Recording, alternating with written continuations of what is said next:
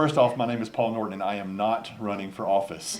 So kudos to those of you who do. That's a huge undertaking to take on elected positions because you feel a lot. And as in our society, it's harder and harder to get good people in those roles. So thank you for those of you who are willing to take on that task and do that for all of us citizens. And so looking at our bond, this bond presentation's on our website, so I'm just going to hit some high points on here, but definitely want to give you a chance to ask questions. We had a bond last year, 3 propositions, 2 of those propositions passed. The first proposition was for high school number 2, as well as 2 additional elementary schools. The second proposition was for technology. Both of those propositions passed. Proposition C was for athletics, and that one failed. And so the reason I'm here tonight is to talk about the next proposition for athletics. Our board met in June and called this election. We spent the spring talking to our long-range facility planning committee. They recommended to our school board to call another election, and so our school board has called another election. And so we met with that group in the spring. We have lots of people involved in this process. We also have 5 of our high school students that were involved in this process. We definitely want to hear the voice of our high school kids as we go through. When you look at the high school, we have about 40% of our students at Lake Travis High School that are in some type of athletic program. We have about 30% of our students at the high school that are involved in some other type of performance-based activity, whether it's marching band, choir, theater, orchestra, lots of things that our kids are involved in. And so right now we're in the process of designing high school number 2, and high school number 2 has no athletic facilities because that proposition did not pass. So we're dealing with a lot of logistics of how we offer athletics and fine arts at high school number 2 without having the facilities there to be able to have those programs. So we've talked a lot about how that works. One big challenge that we're facing is we have a lot of outside groups that use our facilities, Lake Travis Youth Association being a huge participant on our facilities, as well as a couple of soccer leagues, lacrosse league, and a rugby league. And so we work with those groups. So right now we're in the process of, if we don't have these facilities, what does that look like? How does it impact LTYA? Because now they have to find somewhere else to have their practices and their competitions.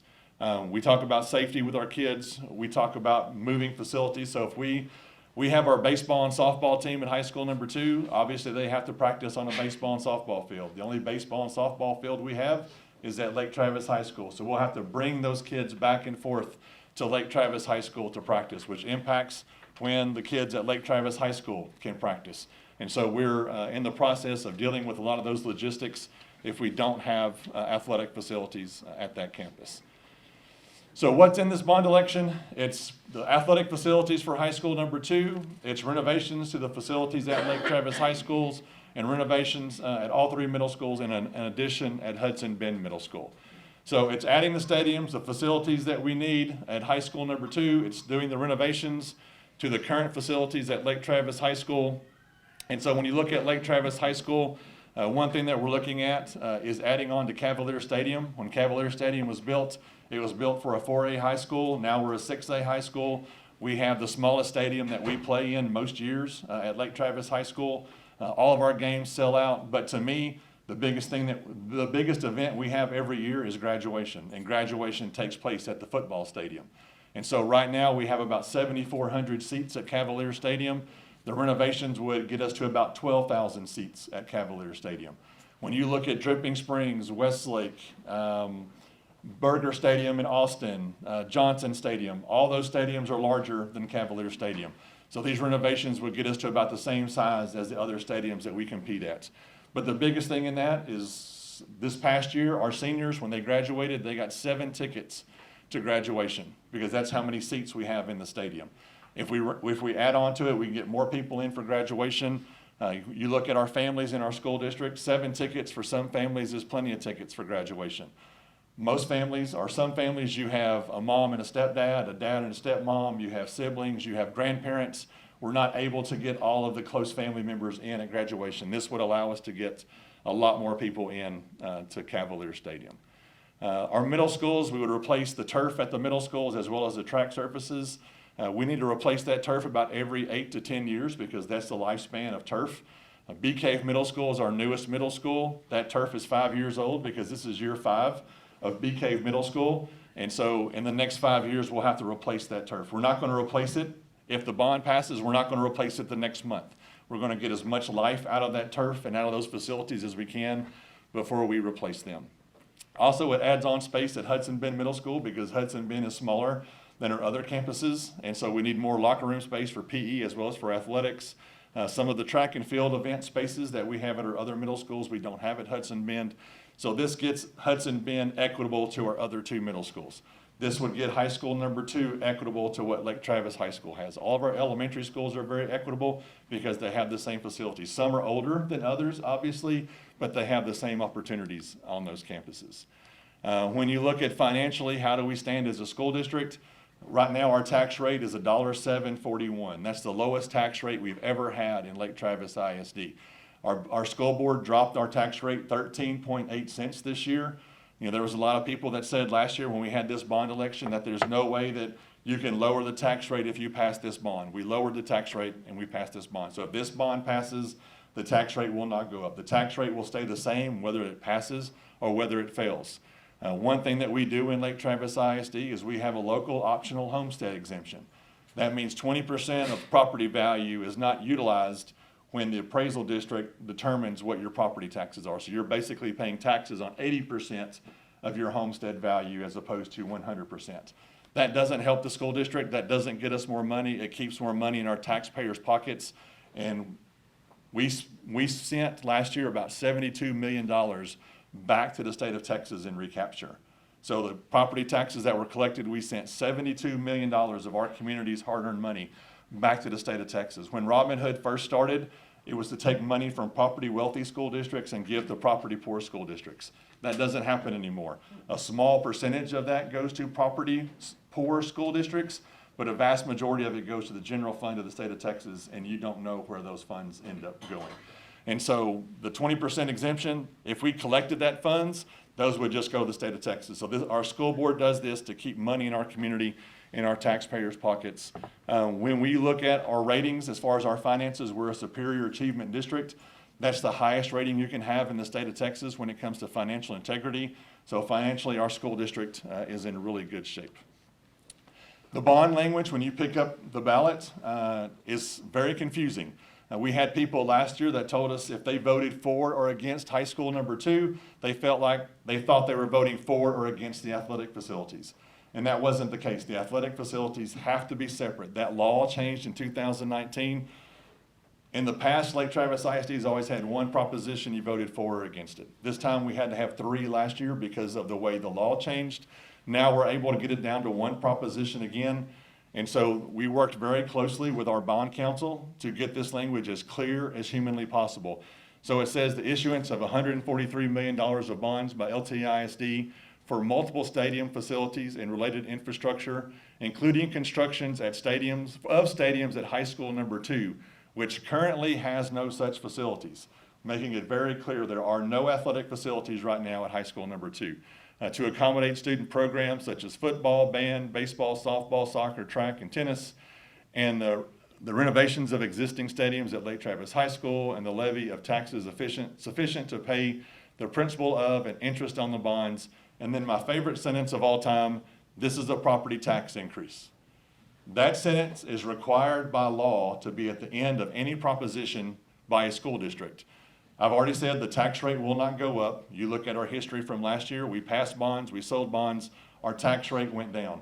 The tax rate will not go up, but you have this language on here because by House Bill 3 that was passed this session, which refers back to a bill from 2019, this language has to be the last sentence on any ballot that pertains to bonds for a school district.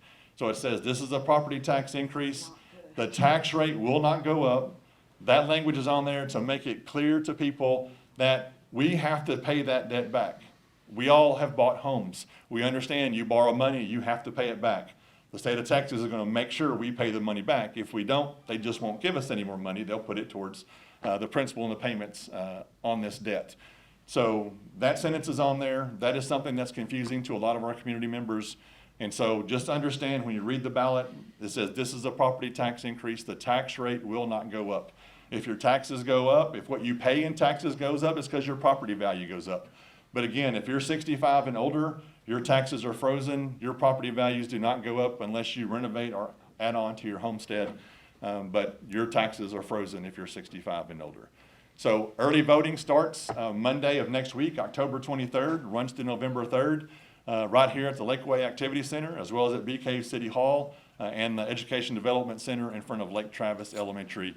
And then Election Day is on Tuesday, November 7th. And so this presentation and a lot of other information is on our website. And so feel free to browse our website. If you go to our website, at the very top it says Bond. Click on that tab, this presentation, the information flyers that we have. There's some short videos about tax rates and different things about the bond that are on the website as well. I just didn't want to spend my time tonight showing you videos. You can go look at those. So with that, I will be happy to answer any questions that you have. Yes, ma'am. How close was the last election for the bond? For this proposition was 37% voted yes. Yes, ma'am. Yes, ma'am.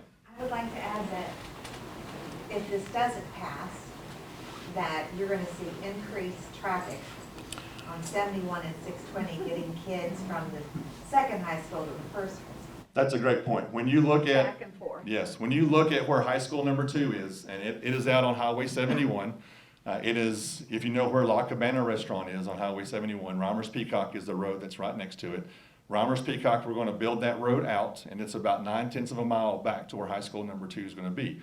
So part of that process in getting that property is try to get lower traffic totals on 620 and this end of 71. But if we build the school out there and there's no athletic facilities, we're going to be transporting kids all day long back and forth from high school number 2, either to Lake Travis High School or one of our middle schools, which all of that will include traffic down Highway 71. If we get to Bee Cave Middle School, Lake Travis Middle School, and Hudson Bend's a haul. I don't think we do anything at Hudson Bend, but that's a long place. Yes, ma'am. If it doesn't pass, it will also negatively impact the home values of those people who are district to the second high school. Everyone's going to want to be sent to the original high school because they have the athletic facilities and they don't have to be transported back and forth. Right. So, I mean, property values are important to all of us. Yes, ma'am. And it should be equitable across the board. I'm just trying to help. Yes, ma'am. Yes, sir. Yes, sir. Well, building off of that, you haven't used the phrase, but it's really a student equity issue. You can't have that kind of imbalance in a school district. So I would hit that drum a little harder. Yes, sir. And I do when I have 45 minutes. It's hard when I have 10. And so we talked a lot, you know, in one of our first presentations we did with a group of realtors. And that comment was exactly what we got from the realtors. And I can't stand up here and encourage you one way or another. All I can do is give you facts. And the facts is a story that we got from that group is that if we build a high school that doesn't have athletic facilities, a lot of people aren't going to want their kids to go to school there because they're not going to want their kids back and forth. They're going to have 6 o'clock in the morning marching band practice.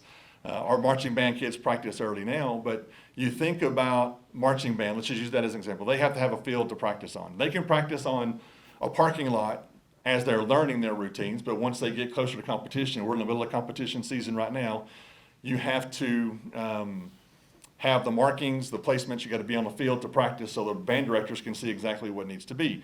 So if we don't have a space for that at Lake Travis High School number 2, we're going to be taking our band to somewhere to practice, which, okay, that's an issue, but when you think that through logistically, what are the unintended consequences of that? We're going to be transporting those kids' instruments every day because we can't leave their instruments at Lake Travis High School if that's where they practice because they have sectional classes during the day at the high school. So it's either transporting that equipment back and forth every day. And our marching band at the high school right now practices in the morning and after school. So are they going to have to transport in the morning, then transport in the afternoon, have sectionals in the middle of the day?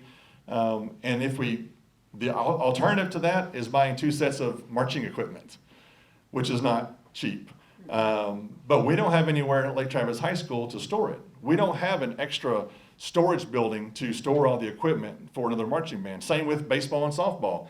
If baseball and softball is coming to Lake Travis High School to practice, we don't have an extra dressing room for those kids to change and store their equipment and keep their backpack in a locker until practice is over and they go back. So There's lots of logistics that we'll have to work out if we don't have athletic facilities at high school number 2. But a big piece of it is the equitable facilities for our kids. We have equitable facilities at our elementary schools. With this and adding on at Hudson Bend, we'll be equitable at our 3 middle schools, and this will get us equitable with the 2 high schools. And we know that down the road, we have a 4th middle school that's coming, and we want to make sure that that middle school will be equitable as well. So, yes, sir. With all that's being said, what is the projected, if it doesn't pass for the second school? I remember when my granddaughter graduated from Lake Travis High School, and she was in a band that was about 500 or 600 students that we went out and watched them parade. What is your prognosis of how big is Lake Travis High School going to be in the next 2 years? Yes, sir. If the second school isn't built? Yes, sir. So we're just over 3,700 students at Lake Travis High School right now, and we're adding a couple hundred kids a year. When you look at what our demographer says is the built, once Lake Travis ISD, all the neighborhoods that can be built are built, all that property's been developed, we're looking at 5,500 or a little bit more of high school students. So when you think that we're at 3,700 students right now at the high school, we get to 5,500 students, think of that traffic on 620. Just for a second. And then you adding on those facilities, we don't have enough space for parking lots on that campus even now. And so there's a lot of logistics in what that'll be if we have just, because we're building high school too, but we'll still be bringing those kids back and forth for all their extracurricular athletic and fine arts processes. Can I take one more because she had her hand up Yes, a second of ago? course. Yes, ma'am. Thank you. What was the rationale for not building athletic facilities at high school number 2? The rationale is it wasn't approved by the voters. And so we had to separate athletics. And so we heard some, there was some. The bond failed. Yes, the bond failed for that. So we having 3, last year when we had it was the first time we had multiple propositions. And that was a lot for some people, especially when last session, we had the governor's race, lieutenant governor, all those state offices as well. There was a lot of voter fatigue. We heard that a lot. And then some confusion because we had multiple propositions. And so we've done lots of these presentations and done lots of questions. But, there's probably a plethora of reasons why people voted the way they did. But at the end of the day, the bond didn't pass for us to build those facilities. Yes, ma'am. Thank you, Okay. Paul. Thank you so much. Appreciate Thank you your time. very much. Thank you so much.